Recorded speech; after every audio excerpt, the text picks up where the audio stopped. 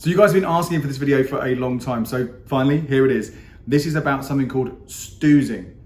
And stoozing has a few different forms, a few different ways you can do it. But primarily the one reason I'm telling you about it now is this could become a more profitable option for you than using a cashback credit card. Although it is obviously going to be slightly more complicated. If you want more money, it's never going to be that easy, is it?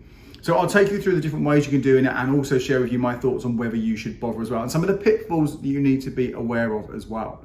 So fundamentally, what is stoozing? Well, this is a very, very simple idea. You borrow money at a low rate and then you save it at a higher rate.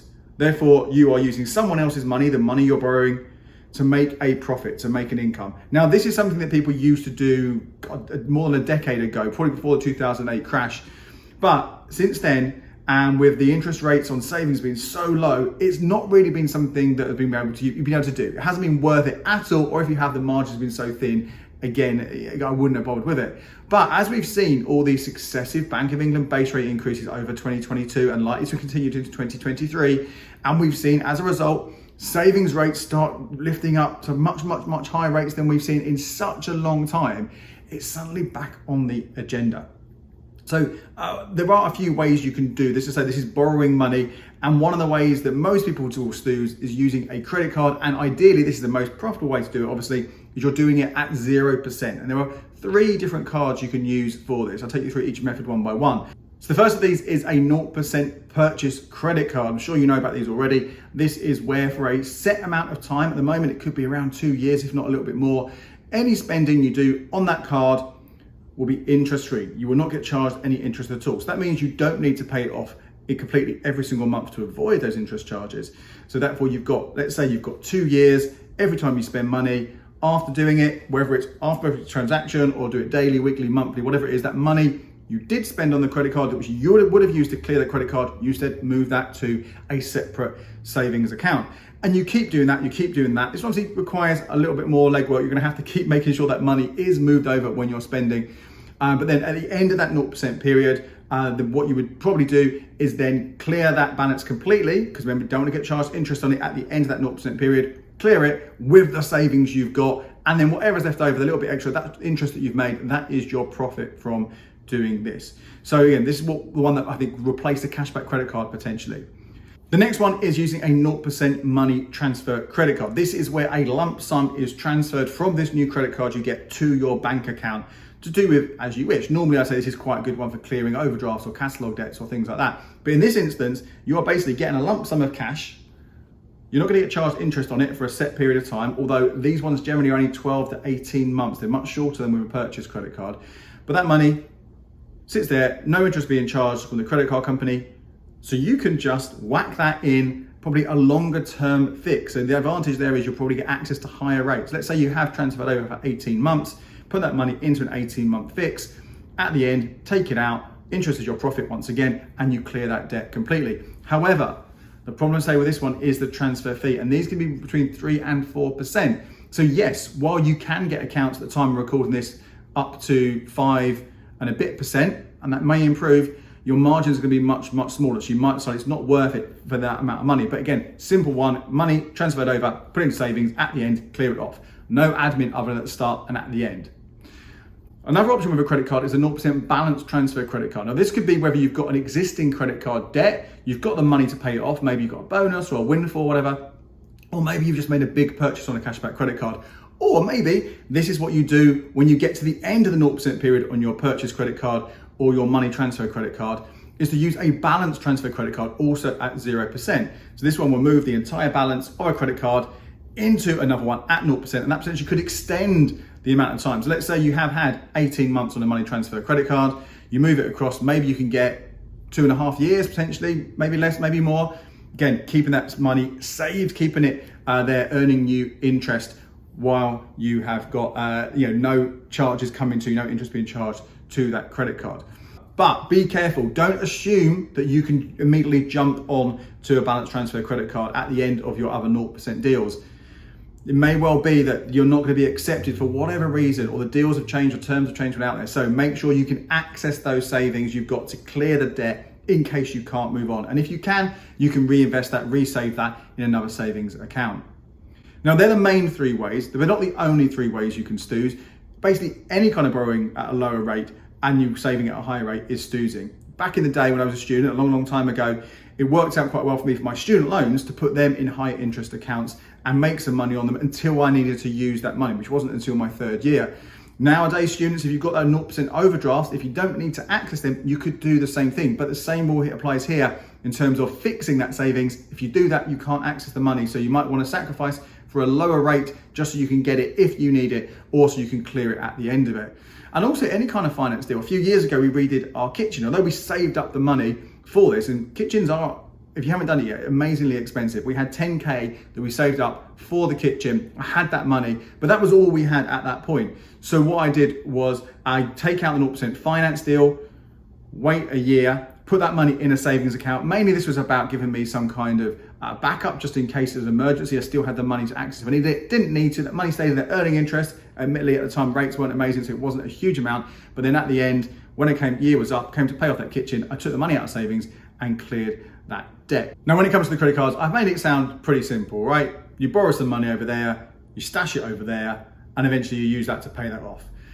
It is a little bit more complicated. With all of those different credit card options, you do have to make sure you make a minimum repayment every single month. Now, this is normally a percentage of the debt. So it could be, I don't know, 3%, 3.5%, or it could be a minimum amount, maybe a $5, or more likely it's going to be the higher of the two. And this is to ensure that you are at least making some dent on the repayments. You get that with any kind of credit card. The difference between these deals is if you don't make that minimum repayment, you may well not only be faced with a small charge, which you don't want, that's counterproductive, you might also lose that 0% period. So make sure you set up a direct debit so every single month the minimum is taken out. There's no point doing more than the minimum because remember, you're saving this cash, it's put aside somewhere safe, you will clear the full balance later on. It's different to normal credit cards where you are trying to sort of make sure you don't get charged interest. But make sure you make the minimum repayment at least. Really vital. Of course, this would also minimize how much you are saving because some of that money won't be in a savings account, but it's quite a small amount. So I wouldn't worry, I wouldn't let that put you off. The other thing is to remember, particularly with the 0% purchase option, to move your money across. I can't imagine you're going to do it after every transaction. You might not do it after every day. But if you don't do it, if you miss things, you forget about things, you might lose track of actually what money you owe and what money you're saved and actually what you can afford to spend elsewhere. And that can be quite dangerous. You could double spend. You could look at it and go, well, I've got this much in my main account. That means I can afford to spend this. That isn't the case. So you've got to make sure, be really strict that you do move that money into your savings accounts, okay? To ensure that you are not going to be left out at the end, out of pocket as well. You don't want to be in a situation where you go to clear that debt and realize you're £100, £200, £300 out, maybe more, because if you don't have that cash, then that's going to be a problem. And all this effort was for nothing. And of course, you've got to remember at the end to clear that debt. So if you're looking at something that's a 2-year potentially, 2-year fix, 2-year 0% period, whatever it might be, you may well forget exactly when it was. Make notes, make a number of notes, a number of reminders to ensure that you do not forget this. Because you do not want to get to a situation at the end where there's a large amount of money you could have built up, getting charged potentially quite high rates of interest. Now, there are a handful of barriers as well that's worth knowing about, because it may well be that you think, yeah, this is fantastic, I'm definitely going to do this, move everything across, but you might not be able to. For a start, your credit limit is going to restrict your spending. You might think at the moment, let's say you're on a cashback credit card, you're spending £500 to £800, maybe £1,000, maybe more than that every single month if you're doing all your spending on there and earning as many points and money back as you possibly can. You know, if you've got a 2-year period on this card, potentially a 2-year purchase, 0% for your purchases, are they really going to give you, if you're spending £1,000 a month, a credit limit of £24,000? It's unlikely. If you're spending £500, I get £12,000 credit limit. Again, really unlikely. You might be looking at £1,000 or £2,000, maybe £5,000, but not massive amount. So again, when you're looking at this, it may well be that you can do it for a period, but after that, you either have to go back to cashback credit cards, or potentially you could look for getting another 0% card after that, and then another one after that. That is not necessarily something that you might be comfortable with. It might become a bit harder to manage. Remember which ones you've got over here, which ones over there. If you're savvy with this stuff and you're confident with this stuff, then okay, go for it. But again, just bear in mind, this isn't something you do one card and just replaces your cashback spending. It might not happen at all. Similarly, for those balance transfer ones or those money transfer ones, you might not get enough of a credit limit to do what you really wanted. Let's say you only get a £1,500 credit limit and you got a 3% transfer fee on there. By the time you put it in there, we might be doing all this effort just for like 20, 30 quid or something. So again, no guarantees that you're going to be able to make a huge amount of cash with these. You might also find with credit cards, again, this is one thing, I've got a whole thing about the rules of credit cards. Make sure you do check this one out. But you might be up to the 0% time. You might say up to 24 months, up to 2 years. They might only give you 18, they might only give you 12. It will depend on your credit rating. So again, if when you're planning this, you're thinking about how you're going to do things, just bear in mind there might be some of these blocks that don't necessarily give you exactly what you thought you would get. And while we're talking about credit ratings, it's worth knowing that this will also impact your credit report and your credit score. Every time you're applying for one of these credit cards, obviously that is going to be a hard search. So that will be an impact on your credit report. And if you are having to get multiple ones of these, one of them lasts you for X amount of time until you hit that limit, and the next one, then the next one, that's a number of searches. And it's not just about the hard searches, it also is about how much money you've got on these cards. Again, let's say you have got 3 grand on one, 5 grand another, 2 grand another, you're building these all up. All this stuff increases all these debts that all appear on your credit report as well, which is affecting not just the amount of debts you have, but also that thing called credit utilization, the percentage of your accessible debts that you're actually using. The higher that is, again, the more negative the impact is on your credit report. And you go, well, it doesn't matter. I've got the money over here in savings. It's not an issue. Lenders don't see that. All they'll see is you have these products, you are borrowing this amount of money. They do not know you're playing the game that you're stoozing. They do not know that you can clear those debts straight away. And that in itself will make it harder for you then to get not just extra cars to stooze on if you wanted to, but potentially you might want to remortgage. You might have to remortgage. You might want to get something else. Anything you like to apply for, that can make it harder for you. Now, if that's not an issue for you and you're not worried about that, then absolutely don't worry, that's fine. But if you do have something like a mortgage application on the horizon, then maybe stay clear of this. Or if your score is already not in a fantastic position, this might not be the best bet for you because it's not going to improve your rating at all. It will absolutely have some kind of negative shift on it. Might be big, might be small, hard to say, but definitely worth being fully aware that this is what could happen to you if you are stoozing.